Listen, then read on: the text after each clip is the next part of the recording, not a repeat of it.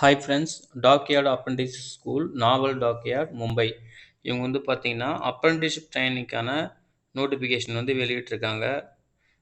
யார் யாரெல்லாம் ஐடிஐ முடிச்சிருக்கீங்களோ அவங்களுக்கான வேலைவாய்ப்பு அறிவிப்பு தான். சரிங்களா, ஒரு அப்ரெண்டிஸ்ஷிப் ட்ரைனிங் தான். மொத்தம் பார்த்தீங்கன்னா 301 வேகன்சி சொல்லியிருக்காங்க. என்னென்ன ஃபீல்டில் பார்த்தீங்கன்னா வேகன்சி இருக்குன்னு பார்க்கலாம். ஃபர்ஸ்ட் பார்த்தீங்கன்னா 1 இயர் அப்ரெண்டிஸ்ஷிப் ட்ரைனிங். சரிங்களா, அந்த பேசிஸில் 1 இயர் அப்ரெண்டிஸ்ஷிப் ட்ரைனிங்கான பேசிஸில் எலக்ட்ரிஷியன் அந்த ஃபீல்டில் ஐடிஐ முடிச்சிருக்கணும், 40 வேகன்சி. சரிங்களா, அப்புறம் எலக்ட்ரோ பிளேட்டர் அதெல்லாம் ஒரு வேகன்சி. அப்புறம் ஃபிட்டருக்கு பார்த்தீங்கன்னா 50 வேகன்சி. அப்புறம் ஃபவுண்ட்ரி மேன் அதுக்கு ஒரு vacancy. Mechanic diesel 35 vacancy. Instrument mechanic 7 vacancy. Machinist 13 vacancy. Mechanic machine tool maintenance 13 vacancy. Painter 9 vacancy. அப்புறம் பேட்டர்ன் மேக்கர் கார்பெண்டர் அப்படின்னு சொல்லுவோம்ல 2 vacancy. Pipe fitter plumber 13 vacancy. Electronics mechanic 26 vacancy. Mechanic refrigeration and air conditioning 7 vacancy. அதுக்கப்புறம் sheet metal worker அதுக்கு பார்த்தீங்கன்னா 3 vacancy. Shipwright carpenter 18 vacancy. Tailor sewing technology dress making 3 vacancy. வெல்டருக்கு பார்த்தீங்கன்னா 20 vacancy. மேசனுக்கு பார்த்தீங்கன்னா 8 vacancy. ஐசிடிஎஸ்எம் இல்லைனா ஐடிஇஎஸ்எம் அதுக்கு பார்த்தீங்கன்னா 3 வேகன்சி. ஃபிட்டர் ஷிப்ரைட் ஃபிட்டருக்கு பார்த்தீங்கன்னா 16 வேகன்சி. இது பார்த்தீங்கன்னா 1 இயர் அப்ரெண்டிஸ்ஷிப் ட்ரைனிங் பேசிஸ். இந்த வேகன்சியும் பார்த்தீங்கன்னா கேஸ்ட் வைஸுமே சொல்லியிருக்காங்க. சரிங்களா, நீங்கள் எந்த கேஸ்ட்டில் வரீங்கன்றதை கிளியராக செக் பண்ணிக்கிட்டு நீங்கள் அப்ளை பண்ணுங்கள். அப்புறம் ஃபிசிக்கலி சேலஞ்சர் பர்சன் பார்த்தீங்கன்னா அவங்களுக்கு 3%. ஆர்ம்டு ஃபோர்ஸ் பர்சனுக்கு பார்த்தீங்கன்னா 3%. சரிங்களா, அதாவது எக்ஸ் சர்வீஸ் மேன் இருக்காங்க பார்த்தீங்களா, அவங்களுக்கு ஒரு 3%. ஃபிசிக்கலி சேலஞ்சர் பர்சன் வந்து அவங்களுக்கும் ஒரு 3% சொல்லியிருக்காங்க. இந்த வேகன்சி 3% கொடுப்போம் அப்படின்றத சொல்லியிருக்காங்க. இது 1 இயர் பேசிஸ் தான். இதுவே 2 இயர் அப்ரெண்டிஸ்ஷிப் பேசிஸாக இருந்தீங்கன்னா அது நான் ஐடிஐ ட்ரேடு, அதாவது ஐடிஐ அல்லாத மற்றவங்களுக்கு ரிகர் அப்படின்ற ஒரு போஸ்டிங்க்கு பார்த்தீங்கன்னா 8வது பாஸ் பண்ணியிருந்தால் போதும், 12 வேகன்சி. சரிங்களா, அப்புறம் ஃபோர்ஜர் அண்டு ஹீட் ட்ரீட்டர் அதுக்கு 10வது பாஸ் பண்ணியிருந்தால் போதும். ப்ரெஷர்ஸ் தான் 10வது பாஸ் பண்ணியிருந்தால் போதும், அதுக்கு ஒரு வேகன்சி. சரிங்களா, இதெல்லாம் சேர்ந்து மொத்தமாக தான் 301 வேகன்சி. அதையுமே கேஸ்ட் வைஸ் பிரிச்சிருக்காங்க. சரிங்களா, அதையும் செக் பண்ணிக்கோங்க. ஓகேங்களா, அப்புறம் இந்த ரிசர்வேஷன் பற்றி சொல்லியிருக்காங்க. எஸ்சி எஸ்டிக்கு ஓபிசிக்கு. சரிங்களா, அதுக்கப்புறம் பர்சன் வித் டிசபிலிட்டிஸு ஆர்ம்டு ஃபோர்ஸு இவங்களுக்கான ரிசர்வேஷன் பற்றி, அதாவது வேகன்சி ரிசர்வேஷன் பற்றி சொல்லியிருக்காங்க. அதுக்கப்புறம் வேறு என்னன்னா, அதான் எஜுகேஷன் குவாலிஃபிகேஷன் ஆல்ரெடி சொல்லியாச்சு. ஐடிஐ ட்ரேடுக்கு ஐடிஐ நேஷ்னல் லெவல்லையோ இல்லை ஸ்டேட் லெவல்லையோ பாஸ் பண்ணியிருக்கணும். நான் ஐடிஐ ட்ரேட் அதாவது ரிகர்ன்ற போஸ்டிங்க்கு 8வது பாஸ் பண்ணியிருந்தாலே போதும். ஃபோர்ஜர் ஹீட்டருக்கு 10வது பாஸ் பண்ணியிருந்தாலே போதும். சரிங்களா, இதுதான் சொல்லியிருக்காங்க. அப்புறம் ஏஜ் பார்த்தீங்கன்னா மினிமம் 14 வயசுலேருந்து 18 வயசு வரைக்கும் இருக்கணும்னு சொல்லிட்டு இங்கே சொல்லியிருக்காங்க. சரிங்களா, அப்புறம் ஏஜ் லிமிட்டுமே பார்த்தீங்கன்னா கவர்மெண்ட் ரூல்ஸ் பிரகாரம் நாங்கள் அப்ளிகேபிள் தரோம் அப்படின்றத சொல்லியிருக்காங்க. மினிமம் ஃபிசிக்கல் ஸ்டாண்டர்டு என்ன இருக்குன்றத சொல்லியிருக்காங்க பாருங்க. ஹைட் 150 சென்டிமீட்டர் 150 சென்டிமீட்டர் இருக்கும். வெயிட் 45 கிலோ கீழே இருக்கக்கூடாது.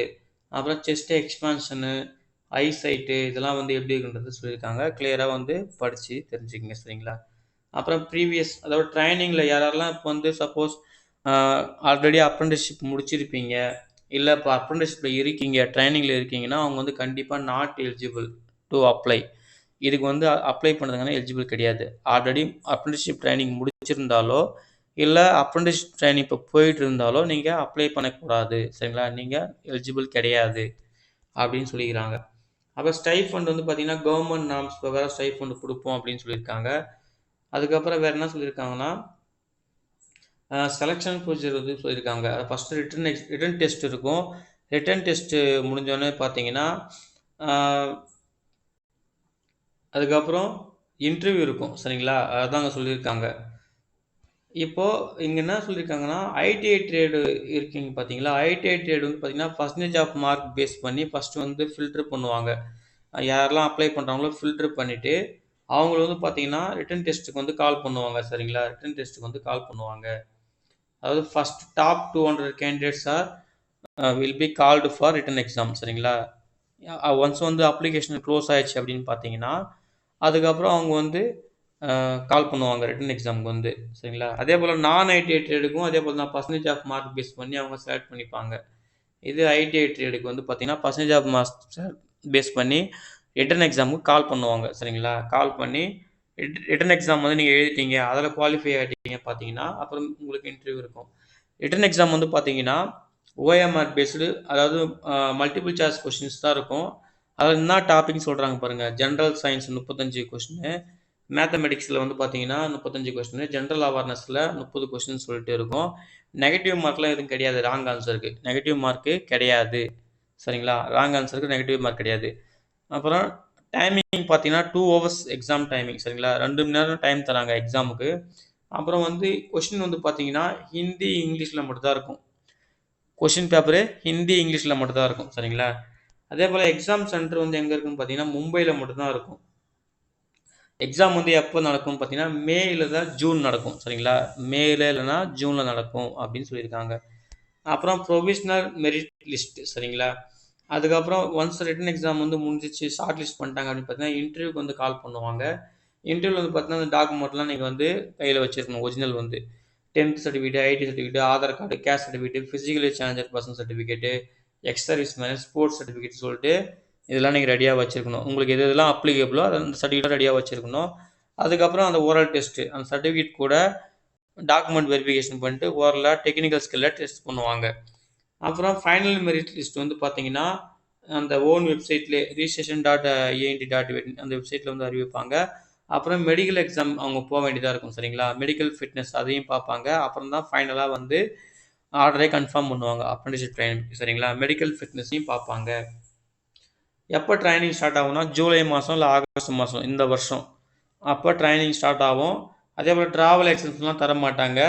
உங்கள் ட்ரைனிங் அப்போ வந்து பார்த்தீங்கன்னா லாட்ஜிங், போர்டிங் எதுவுமே தர மாட்டாங்க. நீங்கள் தான் ஓனாக அரேஞ்ச் பண்ணிக்கணும் சரிங்களா. அப்ளிகேஷன் ஃபார்ம் வந்து பார்த்தீங்கன்னா ஆன்லைனில் தான் ஃபில் பண்ணணும் சரிங்களா. டேட் வந்து பார்த்தீங்கன்னா இந்த நோட்டிஃபிகேஷன் அறிவிச்ச நாள்லேருந்து டேட் வந்து அவங்க ஃபிக்ஸ் இப்போ தான் வந்து ஸ்டார்ட் பண்ணிட்டாங்க. எப்போனா இந்த மாதம் 24ஆம் தேதி. இதில் டேட் சொல்லலை, ஆனால் இப்போ அப்ளிகேஷன் போர்ட்டல் ஓப்பன் ஆச்சு.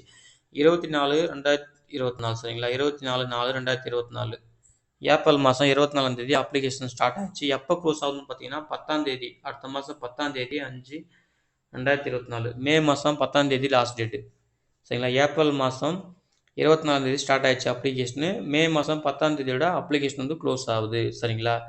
மே மாதம் 10ஆம் தேதி அப்ளிகேஷன் க்ளோஸ் ஆகுது, நோட் பண்ணிக்கோங்க. அதுக்கப்புறம் அப்ளிகேஷன் ஃபில் பண்ணுறப்போ இந்த ஃபோட்டோகிராஃப் சைஸ் எப்படி இருக்கணும் சரிங்களா. அதுக்கப்புறம் வந்து மார்க் ஷீட்லாம் எந்த ஃபார்மேட்டில் இருக்கணும், என்ன சைஸில் இருக்கணும்னு சொல்லிட்டு இங்கே தெளிவாக சொல்லியிருக்காங்க. அதையுமே செக் பண்ணிக்கோங்க ஓகேங்களா. அதுக்கப்புறம் வந்து பார்த்தீங்கன்னா டெர்ம்ஸ் அண்ட் கண்டிஷன், ஜென்ரலான டெர்ம்ஸ் அண்ட் கண்டிஷன் தான் சொல்லியிருக்காங்க. அப்புறம் வேறு என்ன முக்கியமான விஷயம்னு பார்த்தீங்கன்னா ரிஜெக்ஷன் ஆஃப் த கேண்டிடேட், அதாவது அப்ளிகேஷன் வந்து ஒழுங்காக கம்ப்ளீட் பண்ணலை, அப்புறம் ப்ரீஸ்கிரைப்டு குவாலிஃபிகேஷன் இல்லை, ஏஜ் இல்லை அப்படின்னு சொல்லிட்டு இருந்தால் இது அப்ளிகேஷன் பார்த்தீங்கன்னா ரிஜெக்ட் பண்ணப்படும் அப்படின்னு சொல்லியிருக்காங்க ஓகேங்களா. சப்போஸ் ஏதாவது கொரிஸ், டவுட் ஏதாவது இருந்துச்சிங்கன்னா இந்த இமெயில் ஐடிக்கோ இல்லை ஹெல்ப் டெஸ்க் நம்பர் கொடுத்துருக்காங்க, இந்த நம்பருக்கோ கால் பண்ணி உங்கள் கொரிஸ் டவுட் வந்து கிளியர் பண்ணிக்கலாம் அப்படின்னு சொல்லியிருக்காங்க. அவ்வளோதான் ஃப்ரெண்ட்ஸ், இங்கே வேறு எதுவும் இல்லை. அப்ளிகேஷன் வந்து அப்ளை பண்ணுறதுக்கு டேட் வந்து ஸ்டார்ட் ஆயிடுச்சு 24/4/2024 ஸ்டார்டிங் டேட்டு. க்ளோஸ் டேட் வந்து பார்த்தீங்கன்னா 10/5/2024. இதை நோட் பண்ணிக்கங்க சரிங்களா. இதுக்குள்ள நீங்கள் என்ன பண்ணுறீங்கன்னா நீங்கள் வந்து எந்த கேட்டகரியில் வரீங்க, உங்களுக்கு எந்த ஃபீல்டில் வந்து நீங்கள் கோர்ஸ் முடிச்சிருக்கீங்க, அப்புறம் எந்த கேஸ்ட்டு அந்த கேஸ்ட்லாம் பார்த்துட்டு எவ்வளோ வேகன்சி இருக்குதுன்னு நோட் பண்ணிவிட்டு ஒரு ரஃப் ஷீட்டில் எல்லாம் நோட் பண்ணிவிட்டு அப்ளை பண்ண ஸ்டார்ட் பண்ணுங்கள் சரிங்களா. ஓகே ஃப்ரெண்ட்ஸ், இந்த தகவல் உங்களுக்கு பயனுள்ளதாக இருக்குன்னு நம்புகிறேன். இந்த வீடியோ பிடிச்சிருந்தா அவங்க லைக் பண்ணுங்கள், உங்கள் ஃப்ரெண்ட்ஸுக்கும் மறக்காமல் ஷேர் பண்ணுங்கள், அவங்களுக்குமே இது யூஸ்ஃபுல்லாக இருக்கும் சரிங்களா. தேங்க்யூ.